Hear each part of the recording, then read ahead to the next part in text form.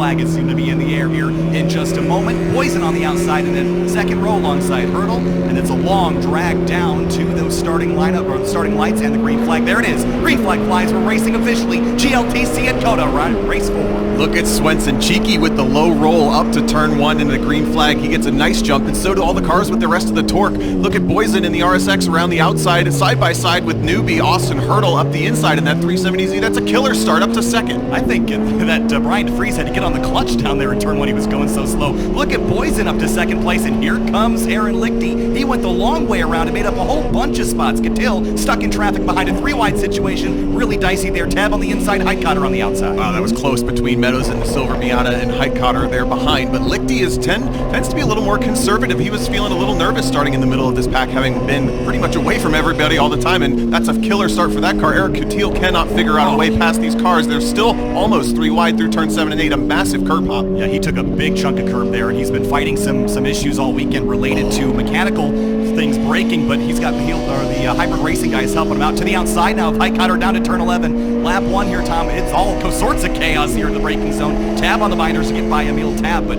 looks like Swenson's checking out for now. He certainly is. I was going to say the same thing. And look who's joined the battle with Catil. It's McGrew around the outside of Joel Morrison. Brian Heitkotter goes way wide through the grass. Catil gets him on the acceleration down the back straightaway for the first time. Emil Tab in the white Miata is having a go at Eric Meadows up the road just a little bit, but a big sort. And Luke McGrew's making pretty good progress. Yeah, I didn't see how that sort of formulated there as we watched that drag race between that 14 car, the white Miata, and the silver MX-5. I didn't see how they got into that situation, Tom, but you can't run wide and gain an advantage. I don't think Eric Catil really gained any time there. I don't think they'll call that, but you can't run 4 tires off consistently. Look at Catil, tried to go middle 3 wide, almost made it work. Door slam shut. Tab and Meadows almost had a hole there that Catil wanted to explore. He couldn't get there. Now crosses over, takes a position, and here comes the Hurdle car in the back of Poison, and Lichty ready to party for second. Oh, around the outside, Catil goes high on turn 15, and normally we say the front-wheel drive cars don't get off these corners very well, but he does not seem to be having that problem. Look at that thing. It's like it's got a turbo all of a sudden. Just leaps ahead of Eric Meadows, and he's up into, I think, the top 5, but they have a little bit of track up ahead. We can't even see Jeremy Swenson anymore, so that's a second-place battle and a fifth-place battle forming. Keep an eye and see if Swenson gets run back down behind Eric Catil. It is a hornet's nest behind Meadows. Tab and Heitkotter has recovered after that big slide. The 3 cars wide at the exit all the way over the rumbles. Heitkotter had a look at Tab. Here comes McGrew from the back of the grid. Where did he come from? Charging through the field in that Duratec Miata. Here he comes. Big slide for Meadows at corner exit. Lap 1 complete, and it's all sorts of chaos at the front of the field. The torque of the 370Z makes up for any conservation on the brakes. Again, no ABS functioning in that car. McGrew has the ABS. You saw how that worked out for him. They're 2x2 up the hill, and in an attack for second. Austin Hurdle tries the high side around turn 1. Over-under is Jeremy Poison. Can he get the run down the hill? Not quite. It doesn't look like he does. Meanwhile, Heitkotter trying to defend the inside from Luke McGrew. McGrew goes the long way around in the first corner, gets a spot. He's got that car tacked up, and it is flying right now. His teammate in front of him, his friend from West Virginia, or the West Virginian crew, but Eric Meadows is actually not from West Virginia. I think he's one of the only guys that's not, but they're line astern now and right on top of each other as they've got Tab that's next on the hit list. Look at Catil now closing in on Lichty. It's going to surprise him up the inside. This is his favorite move. He's made comments about how many times he's tried it. It works once more. He closes the door on Lichty easily, and we should have mentioned earlier on Catil, with as bad a weekend as he had, did set the fastest lap and new track record of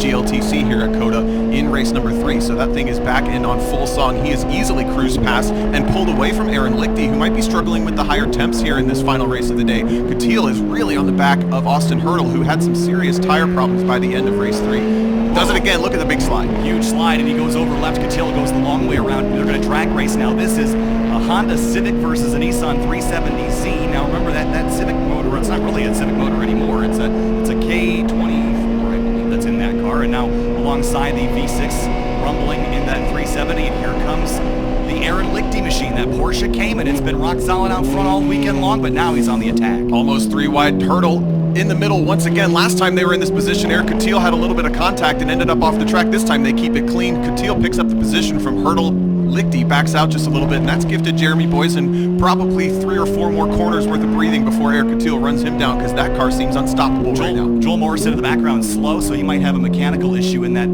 green and black S2000, but he's still sort of up to pace. We saw Aaron Lichty almost get into the quarter panel of Hurdle there, so he was smart to back out of that. That would have been a little bit too late for me.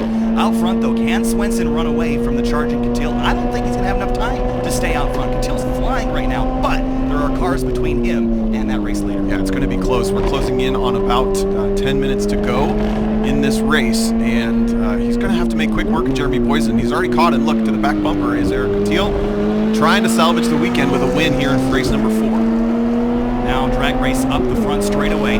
Start a lap over again, 3.5 miles till we'll see the next one, and he's in the slipstream. That RSX is a big car. Cotillo's sits very, very low to the ground, aerodynamically super efficient, but Boysen going to go defensive into the first corner. Over-under setting up here for Cotillo. Already feeling that pressure. He went straight to the center as he did last lap. It fended off Austin Hurdle this time, but Cotillo looks like he's going to slice up the inside of turn 2. Boysen makes easy work of it, doesn't even push the issue. Almost seemed like he lifted to make sure that Cotillo could get by and set sail.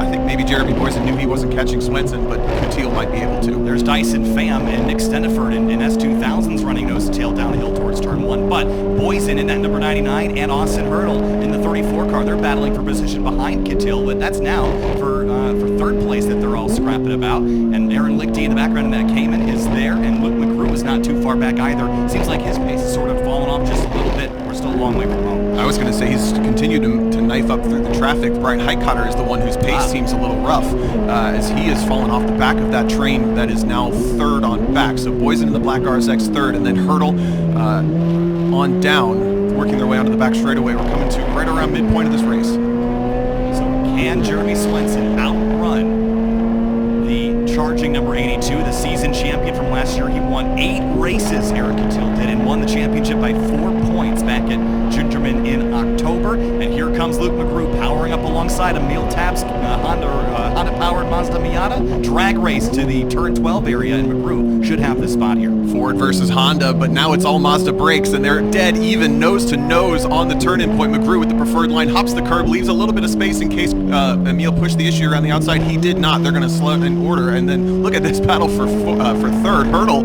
has found the way around the outside, puts the power down in the 370s. He uses that torque to pull across the nose of Jeremy Boysen. McGrew already aggressive on the inside of Aaron Lichty in the white Cayman. Lichty will leave him plenty of space. McGrew onto that spot in turn 15 for the race lead. Here's Swenson in that thundering Corvette. Eric Cotillo behind him in a buzzing Honda, but he is coming and coming fast through the carousel. Triple Apex right-hander. Battle for the lead in GLTC. I have to imagine this is going to be quick work, but that torque of that Corvette should at least make it a little bit easier. Over-under makes a little bit of a lunge up the inside, checks the brake pedal. You see the brake lights flash and lunges. No ABS in that car, but he makes it work anyway to the lead from 7th place on the grid. This is going to feel a little sweet if he can bring it home after the weekend he's had. Defenseless.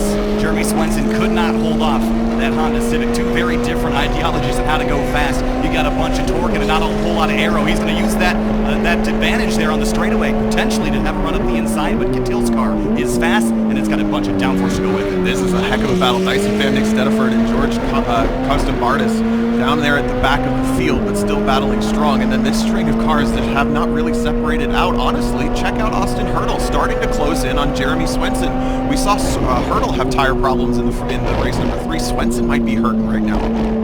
I'm keeping an eye on Hurdle because he was one of the quickest cars all weekend up to the racing. Here, Dyson Pham is a little slow. Nick Steniford will go on by, so Pham pulled out of line. Not sure if there's an issue for that S2000. Boysen holding up the train. He's the cork in the bottle here as Lichty tries to get around because he's got McGrew right behind him, making big work of those mirrors.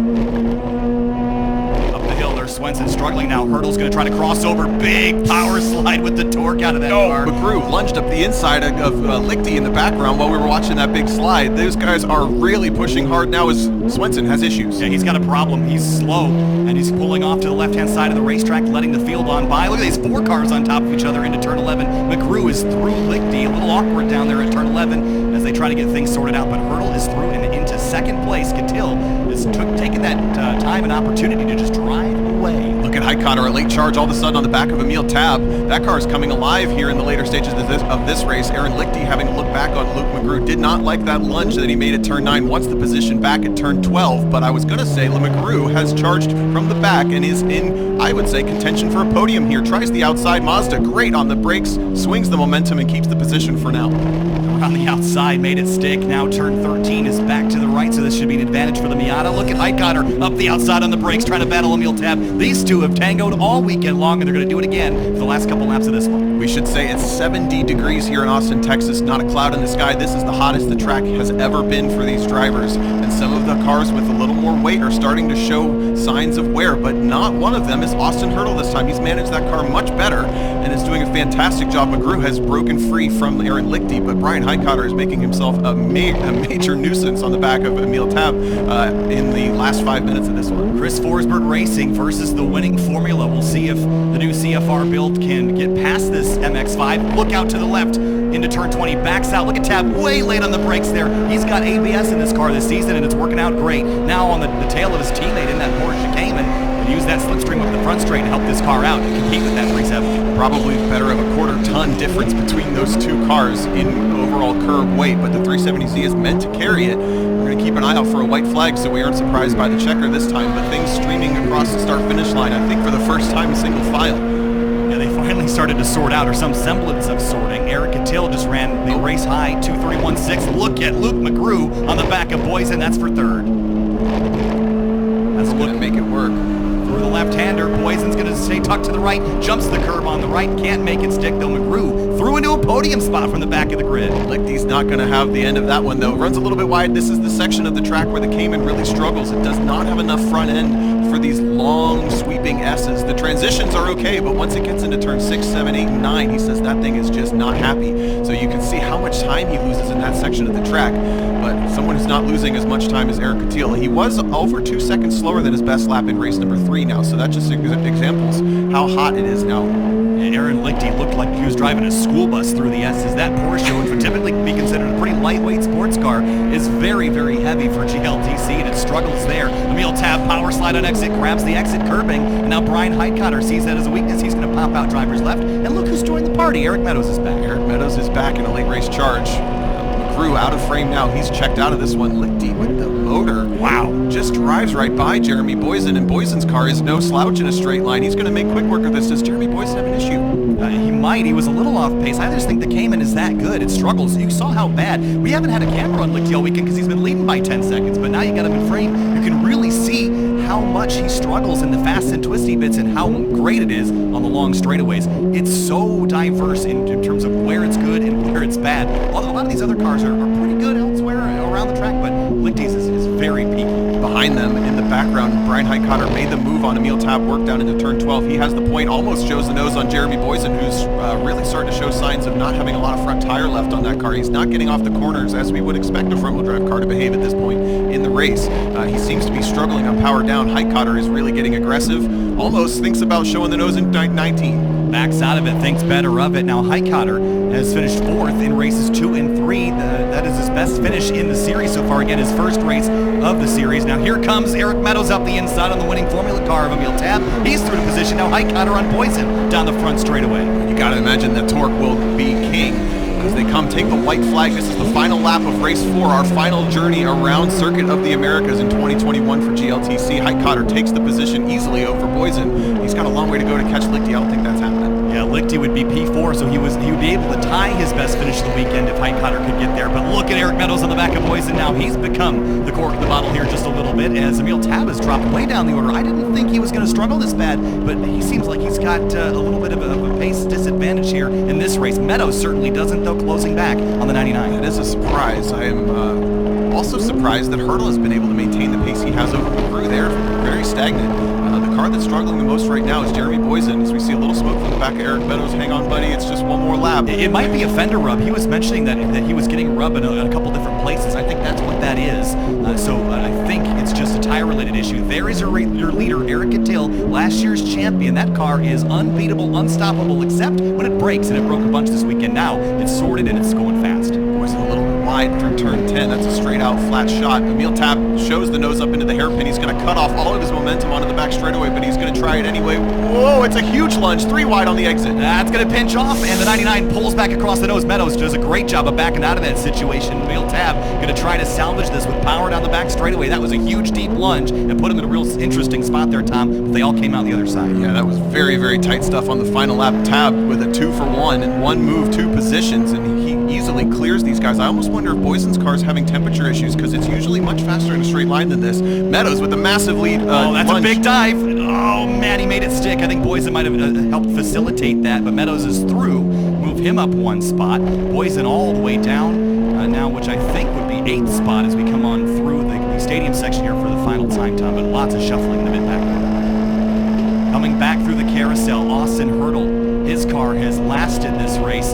Luke McGrew is chasing him down. If this was a half-hour race, I'd put my money on the 5 car here, Tom, but it is not. It's a 15-minute sprint here in Grid Life Touring Cup, and we're coming to the checkers this time by. Wheel tab getting through the 3 of Eric Meadows and defending. But now coming back to the checkers, from champion last season to victorious at COTA. So much adversity, and now it pays off with a checkered flag for Eric Cattell. Second place, Austin Hurdle, his best finish of the weekend.